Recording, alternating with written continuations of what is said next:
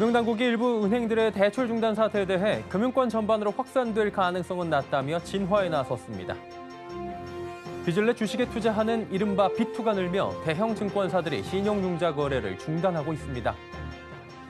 외국인 투자자가 올 들어 국내 증시에서 30조 원 넘게 팔며 이른바 셀코리아가 지속되고 있습니다. 땅 투기 의혹 사건으로 시작한 한국토지주택공사 LH에 대한 조직 개편 방안이 수개월에 걸친 당정 협의에도 실마리를 찾지 못한 채 원점에서 맴돌고 있습니다. 센 경제라이브 시작합니다.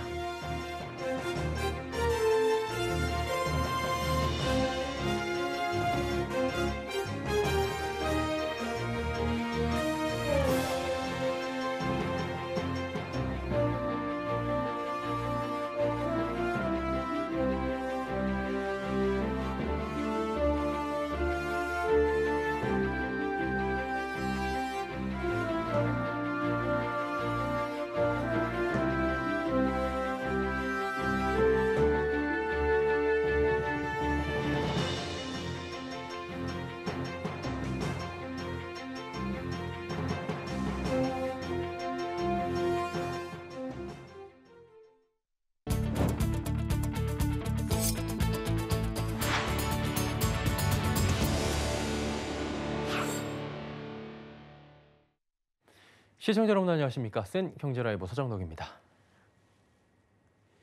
금융당국이 일부 은행들의 대출 중단 사태에 대해 금융권 전반으로 확산될 가능성은 낮다며 진화에 나섰습니다.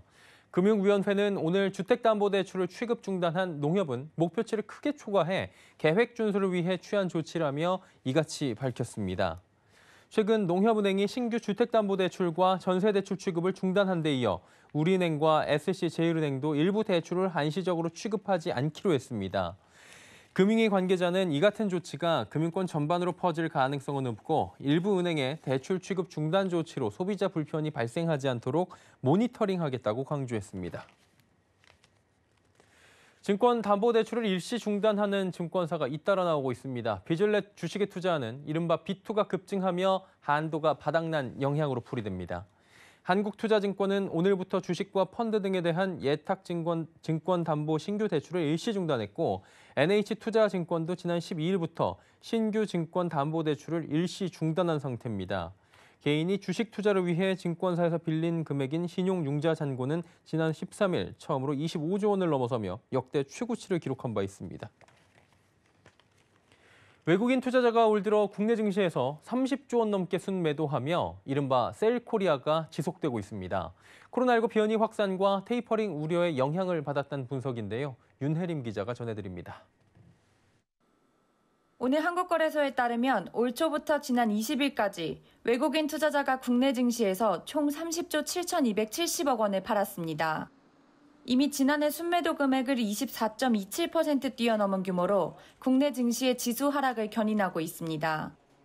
9거래일 연속 외국인의 매도 행렬이 이어지자 지난 20일 기준 코스피는 월초 대비 5.04% 하락했습니다. 특히 최근 미국 연방준비제도의 자산 매입 축소, 이른바 테이퍼링 이슈가 불거지자 지난 2주간 외국인은 유가증권 시장에서만 8조 2천억 원이 넘게 매도한 것으로 나타났습니다.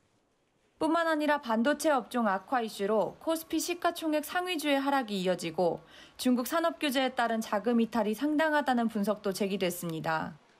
지난해부터 이어진 개인 투자자들의 매수 행렬도 정부의 대출 규제 강화와 증권사들의 반대 매매 규모 급증으로 힘을 쓰지 못하고 있는 상황입니다. 증권업계에서는 국내 기업이나 경제지표 등이 약화된 상황은 아니지만 당분간 추가적인 상승 동력이 부족해 외국인의 움직임에 주목하며 전략을 세워야 한다고 조언했습니다. 아직 본격적으로 외국인 투자가들이 한국 주식을 공격적으로 사지는 않을 거고, 그래서 지금 상황에서는 외국인 투자가들이 좀 매도를 하고 있지만 그래도 사고 있는 업종들이 이런 은행, 통신, 철강 이런 업종들이 상대적으로 좀 괜찮지 않을까라고 예상하고 있습니다. 서울경제TV 윤혜림입니다. 지난주 국토교통부가 주거복지를 모회사로 하고 개발사업 업무를 자회사로 하는 구조에 LH 개편안을 제시했습니다. 하지만 수익성이 없는 부서가 모회사가 되면 자회사를 제할 수 없다는 회의론이 커지며 LH 개편안 다시 원점으로 돌아가는 분위기입니다. 설석용 기자입니다. LH 조직 개편에 대한 논의가 다시 원점으로 돌아갔습니다. 국토부는 지난주 국회 공청회를 통해 모자 구조 개편 방안을 최저안으로 제시했지만 전문가 패널이나 국회 국토교통위원회 의원들 대부분이 부정적인 견해를 피력하면서 모자 개편안은 사실상 물 건너간 분위기입니다. 국토부가 제시한 모자 구조 개편안은 LH의 주거복지 기능을 모회사로 하고 토지주택 개발 부문을 자회사로 하는 수직분리 개편 방안입니다. 모자 구조 개편안은 LH가 주거복지와 개발사업 분야를 분리하면서 임대주택 사업 등 주거복지 사업을 계속 안정적으로 영위할 수 있도록 하기 위한 고육지책의 성격이 크다는 평가를 받았습니다. 하지만 수익성이 없는 주거복지 부문이 모회사로 될 경우 자회사로부터 운영 자금을 충당받아야 돼 입지가 작은 모회사가 자회사를 제어할 수 있느냐는 우려가 나오고 있습니다. 또 자회사가 모회사인 주거복지 부문에 올리는 재원을 줄이게 되면 정부 재정이 투입되는 등 추가 비용이 발생할 수 있다는 지적도 나오고 있습니다. LH는 매년 주거복지 사업에서 1조 5천억 원 이상의 적자가 나고 있고 택지 판매와 주택 분양 등을 통해 3조 원을 벌어 주거복지 부문의 적자를 메우고 나머지는 재투자하거나 정부 배당 등을 해오고 있는 실정입니다. 업계에선 국토부가 제시한 LH 개편안은 정확한 실태조사와 진단이 이루어지지 않은 구상이라는 분석입니다. 우리가 일반적으로 M&A 하거나 이럴 때 그 자산이 어떻게 구성되어 있고 자산이 나중에 가격이 어떻게 변화하면 어떻게 변화가 되고 시뮬레이션 같은 걸 하잖아요. 아무것도 안 하고 그냥 뭐 해체다. 그러니까 이제 해체 퍽 이렇게 하고 이런 거는 굉장히 나쁜 태도예요. 이거 현실에 대한 정확한 진단이 있어야지 뭔가 대책이 나오는 건데. 특히 주거복지 기능이 오히려 더 축소될 수 있다는 관측도 나오면서 LH 조직 개편안에 대한 논의는 다시 신중론으로 돌아간 분위기입니다. 서울경제TV 설소경입니다.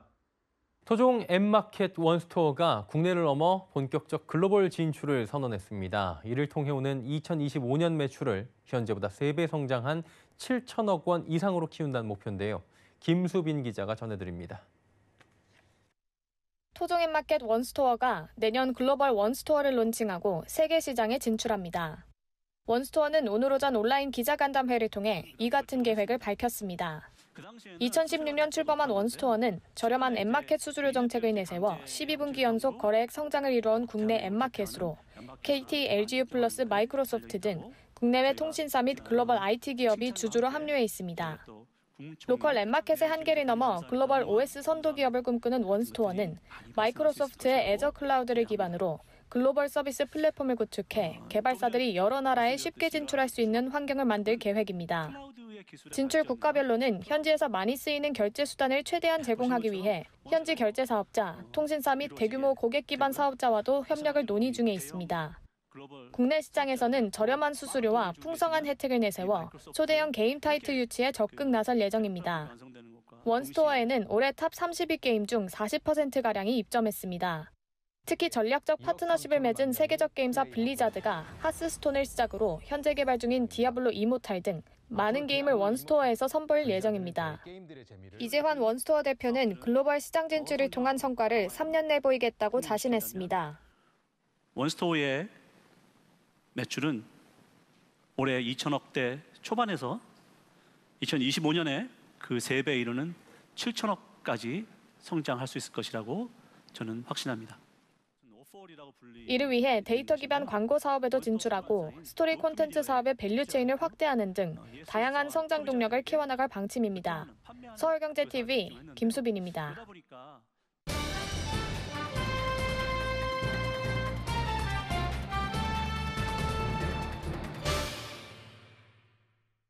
지난주 코스피, 코스닥 급락했었죠. 코스피는 3,100선도 무너졌고 코스닥은 1,000선이 무너진 상황이었습니다. 증시 하락이 계속되자 반대 매매 급증하고 있다는 소식도 들어보셨을 텐데요. 오늘 증권부 서청석 기자 연결해서 국내 증시 하락장 관련 이야기 하나하나 좀 짚어보도록 하겠습니다. 서 기자 나와 있습니까? 네, 안녕하세요. 예, 오늘 코스피가 3,100선 위에서 끝날 것처럼 보였는데 장 막판에 외국인들이 좀 매도를 하면서 매도 전환을 하면서 3,100선은 아쉽게 지키지 못한 모습이 보였는데요. 오늘 시장 어땠는지 먼저 간략하게 짚어주시겠습니까? 네, 오늘 코스피는 장중한 때 3거래일 만에 다시 3,100선을 돌파했습니다. 장 초반 외국인과 기관은 순매수를 보이며 코스피 상승을 이끌었는데요. 개인들의 5,700억 원 넘는 매도와 장막판 순매수에서 순매도로 돌아선 외국인 영향으로 코스피는 오늘 상승폭을 조금 내주며 전거래일보다 0.97% 오른 3090.1포인트의 장을 마감했습니다. 코스닥은 전거래일보다 2.61% 상승한 993.18포인트의 거래를 마쳤습니다. 코스닥 역시 3% 가까운 상승세에 천선을 회복하는 듯 보였지만 개인이 약 4,600-700억 원을 매도하며 천선 복귀에는 실패했습니다. 오늘 시장 상승은 그동안 미국의 테이퍼링 리스크와 중국의 긴축 재정 가능성에 대해 국내 증시가 너무 과도하게 반응했다는 의견과 미국 델타 변이 확산으로 연준이 조기 테이퍼링을 조정할 수 있다는 소식에 영향을 받은 것으로 분석됩니다. 예, 뭐 전에 주신 대로 시장 반등에 성공하긴 했는데 낙폭이 크다 보니까 성에 안 찬다 하시는 분들도 계실 것 같고요. 또 증권가에서 지금 반대 매매 급증했다고 하는데 이게 어느 정도 수준입니까? 네, 최근 증시 상황과 금융당국의 가계대출 조익에도 불구하고 빚을 내서 투자하는 이른바 비투 규모가 갈수록 늘어나며 역대 최고치를 갈아치웠는데요. 주식시장이 연일 하락세를 보이자 대형 증권사들을 중심으로 신용융자 거래를 중단하고 있습니다. 특히 늘어난 비투로 인해 최근 하락세인 주식시장이 추가 조정을 받는다면 반대 매매가 더욱 급증해 이는 또다시 증시 불안으로 이어질 것이라는 지적도 나오고 있습니다. 실제 금융투자협회에 따르면 지난 18일 기준 신용거래융자 잔고는 25조 6,111억 원으로 역대 최고치를 경신했습니다.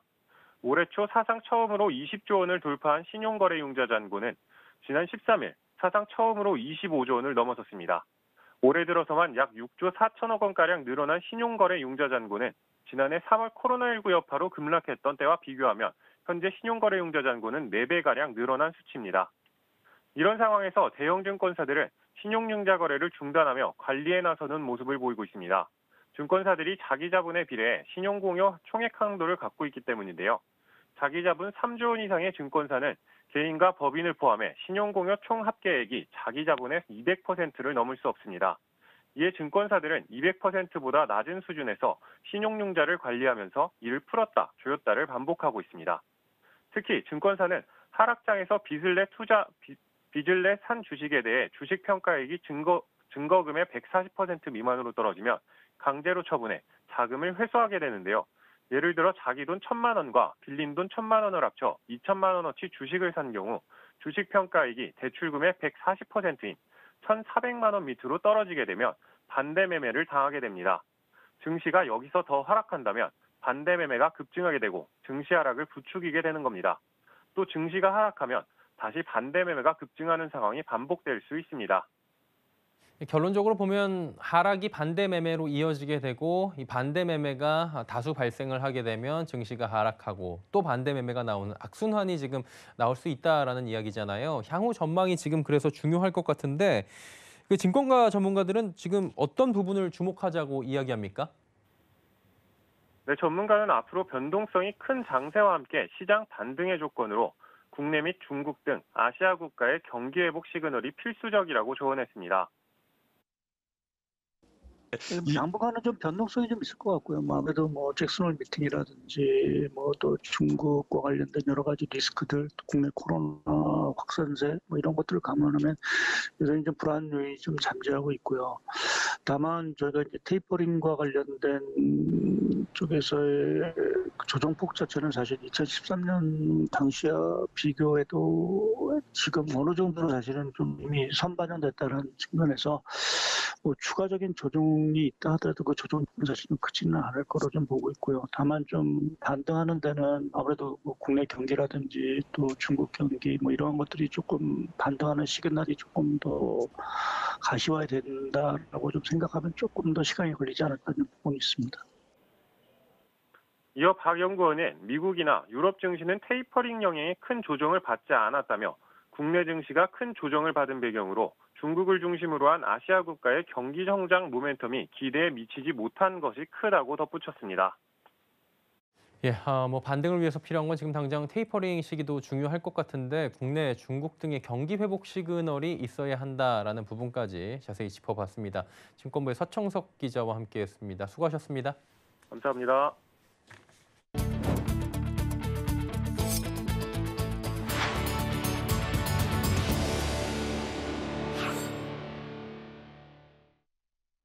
이달 들어 20일까지의 수출 금액 지난해보다 약 41%가량 늘어났습니다. 관세청은 지난 1일부터 20일까지 수출액이 322억 달러로 작년보다 40.9% 증가했다고 발표했습니다. 이 기간 조업일수는 15일로 작년보다 1일이 많았고 조업일수를 고려한 일평균 기준 수출액은 31.5% 증가했습니다. 품목별로 보면 반도체와 철강 제품, 석유 제품, 승용차, 무선통신기기, 자동차 부품, 선박 등의 수출이 늘어났습니다. 이달 말까지 수출 증가세가 이어지면 월 수출액은 작년 11월부터 10개월 연속 성장세를 이어가게 되는 겁니다. 오피스와 상가의 투자 수익률, 코로나19 발생 이전 수준으로 회복한 모습입니다. 부동산 전문 리서치 업체 리얼투데이가 한국부동산원의 올 2분기 상업, 업무용 부동산 임대 동향 조사 자료를 분석한 결과 오피스 투자 수익률이 2.15%를 기록했습니다. 코로나19 이전인 2019년 4분기의 투자 수익률을 뛰어넘는 수치입니다. 상가 시장도 회복세를 나타냅니다. 구분 등기가 된 집합상가는 지난해 3분기 투자 수익률이 1.15%였는데 올 2분기 1.78%까지 올라섰습니다. 같은 기간 중대형 상가는 1.14%에서 1.75%로, 소형 상가는 1.08%에서 1.56%로 회복세를 나타냈습니다. 업계에선 주택시장 급등에 따른 피로감에 더해 유동자금이 수익형 부동산에 유입된 영향으로 분석하고 있습니다. 유통업계가 추석 선물로 초고가 상품을 쏟아내고 있습니다. 코로나19 장기화로 올해 명절 역시 고향에 방문하는 대신 고가의 선물을 하고자 하는 수요가 늘 것으로 예상되는 탓이라고 하는데요. 문다혜 기자가 전해드립니다. 럭셔리 요트와 외제차, 이동형 주택과 다이아몬드, 유통업계가 추석 선물 수요를 겨냥해 내놓은 파격적인 상품들입니다. 코로나19 장기화로 고향 방문을 못하는 미안한 마음을 비싼 선물로 대신하고자 하는 수요를 겨냥한 겁니다. 여기에 코로나에 짓눌린 소비 심리가 명절이 폭발적으로 증가할 것이란 유통가의 기대도 반영된 것으로 풀이됩니다. 특히 고가하면 통상 백화점을 떠올리지만 올해 추석엔 편의점 업계가 초고가 선물 마케팅에 나서 눈길을 끕니다. CU는 9억 600만 원의 요트와 1,900만 원의 이동형 주택, 외제차 장기 렌트카 상품을 내놨고 GS25는 3,830만 원의 2.03캐럿 다이아몬드와 1,000만 원짜리 명품 와인 세트를, 세븐일레븐은 900만 원짜리 위스키를 출시했습니다. 이처럼 편의점이 고가 선물 라인업을 강화하는 것은 새로운 고객층을 유입하는 한편 편의점 선물은 가성비라는 인식을 깨기 위한 전략으로 풀이됩니다. 최근 코로나19가 장기화되면서 나를 위한 소비, 다양한 보복 소비 트렌드가 강화되면서 고가 선물에 대한 소비자들 관심이 높아졌고, 또한 이렇게 특색 있는 선물들을 선보임으로써 편의점 선물 세트에 대한 고객들의 관심을 높이는 전략 중에 하나라고 볼 수 있습니다. 백화점은 고가 소비가 늘어날 것에 대비해 명절 프리미엄 선물 세트인 한우를 비롯해 정육 선물 세트 물량을 대폭 늘렸습니다. 실제로 코로나19 상황에서 맞았던 작년 추석 선물 세트 판매에서 정육 신장률은 전체 선물 세트 신장률의 1.5배 수준으로 높았습니다. 이에 롯데백화점과 현대백화점은 정육 선물 세트를 지난해보다 20% 강화했습니다. 특히 현대백화점의 정육 품목수는 9만 개로 역대 최대 물량, 여기에 100만 원 이상 초프리미엄 선물 세트 물량도 50%나 늘렸습니다. 서울경제TV 문다입니다. 한때 1억 원에 육박했던 국내 정유사 직원들의 평균 연봉 5천만 원대로 이른바 반토막이 났습니다. 반기 보고서 등을 보면 국내 최대 정유사인 SK에너지는 올 상반기 1인당 평균 급여가 5,200만 원으로 코로나19 발생 이전인 2019년 상반기보다 32%나 줄어들었습니다. GS칼텍스는 올 상반기 5,384만 원으로 2019년 상반기보다 13% 낮았고 S오일은 올 상반기 5,460만 원으로 2년 전보다 7%가 줄어들었습니다. 정유사의 급여 수준, 코로나19 여파로 실적이 바닥을 치며 이와 연동된 성과급이 줄어든 탓으로 분석됩니다. 코로나19 백신 접종 확산과 세계 경제 회복세에 따라 정유사들의 실적도 회복 국면에 들어섰지만 과거처럼 신의 직장 지위를 회복하긴 쉽지 않을 것으로 보입니다.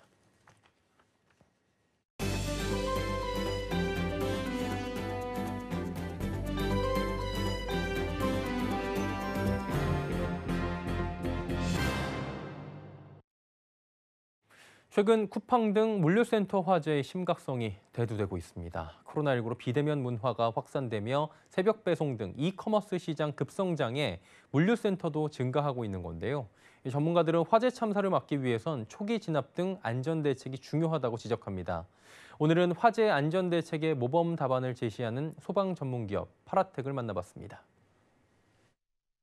거센 불길이 활활 타오르고 이내 시커먼 연기가 쉴 새 없이 뿜어져 나옵니다. 얼마 전 쿠팡 이천 물류센터 화재 현장입니다. 당시 화재 경보가 수차례 초기화되며 스프링클러 작동이 10분 넘게 지체됐습니다. 초기 진압 골든타임을 놓치며 불길이 확산된 겁니다. 불길 진압의 시작은 스프링클러입니다. 스프링클러는 화재 발생 시 연기 등을 감지해 물을 뿜어냅니다. 그러나 일반 스프링클러는 화재의 완전 소화보단 제어 목적이 큽니다.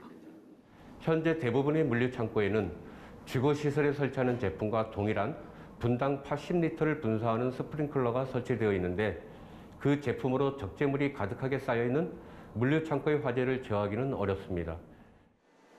물류창고는 화재에 취약한 조립식 패널 건물이 많고 가연성이 높은 물건들이 대다수입니다.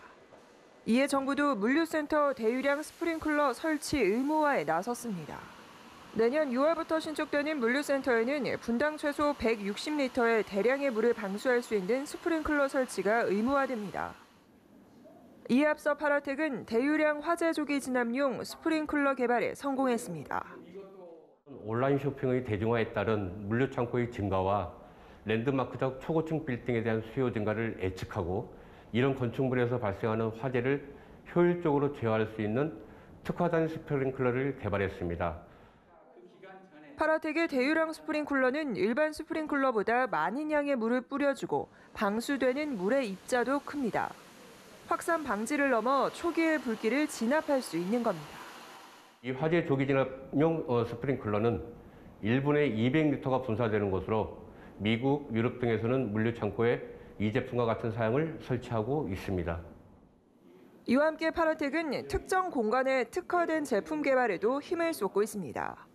시장 패러다임 변화에 선제적으로 대응하겠다는 겁니다. 신재생에너지 저장장치 수요 증가에 따라 ESS 화재 진압 시스템으로 당사는 소방청이 주관하는 과제 사업에 참여해 ESS 전용 화재 진압 자동 소화 장치를 개발하고 있습니다. 또한 IT 및 센서 등과 결합된 지능형 소방용품 개발을 위해 이종산업과의 협업에도 적극적으로 나서고 있습니다. 이처럼 활발한 R&D와 다양한 제품 라인업을 기반으로 매출 확대를 꾀하고 있습니다. 미국의 UL 인증과 FM 인증, 일본의 FESC 인증을 획득한 제품 등을 생산하며 해외 시장 저변도 넓히고 있습니다. 올해 파라텍의 매출 목표는 1,400억 원입니다. 이와 함께 자동화 시스템과 스마트 공장 도입을 통해 시간당 생산성은 높이고 공정 불량률은 낮췄습니다. 품질 검사 시스템과 제조 공정 자동화에도 지속적으로 투자를 해왔습니다. 특히 최근에는 ERP와 MES를 연계한 통합 운영관리 체계를 구축했고 제조 공정에 로봇을 도입해 소방업계에서는 유일하게 스마트 팩토리 인증을 받았고 이를 통해 사무 생산성이 20% 이상 증가했고 품질과 원가에서도 개선 효과가 나타나고 있습니다. 파라텍은 스프링클러 국내 시장 점유율 1위를 넘어 해외 시장 공략을 위한 바쁜 걸음을 재촉하고 있습니다. 서울경제TV 김혜영입니다.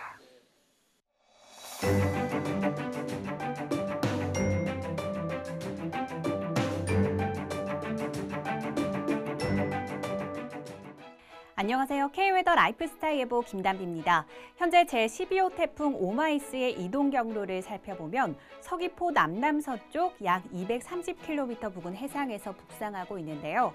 이 태풍은 오늘 밤 제주도를 통과해 자정 무렵에는 남해안에 상륙하겠고요. 내일 새벽 대구 부근 육상에서 소멸될 것으로 보입니다. 이에 따라 현재 제주도와 제주도 전 해상, 남해 먼바다를 중심으로는 태풍주의보가 발효 중인 상태고요.